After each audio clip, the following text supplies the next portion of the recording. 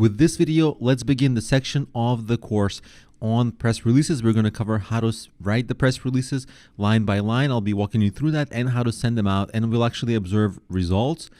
This video is brought to you by Pies Academy.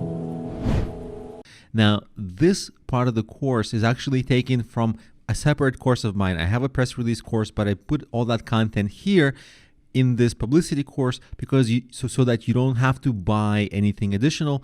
You get that content in this course as an extra for free.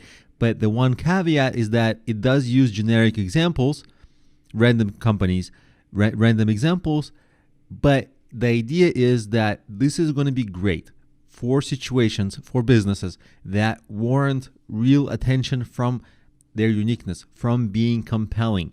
If your business has that, then you're going to be able to get publicity. So we're going to walk through how to write a press release. I'll be walking you through how to write it line by line.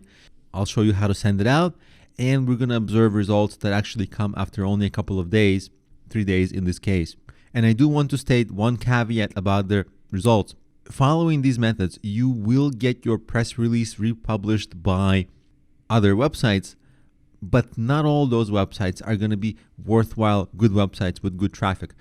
The difference maker is how compelling is your press release. If it's really compelling, it's going to get picked up by other bigger publications. If it's not compelling, it's not going to get picked up. And so that part I cannot control for you, but I will be showing you how to actually do and send out the press release, and the compellingness is up to you.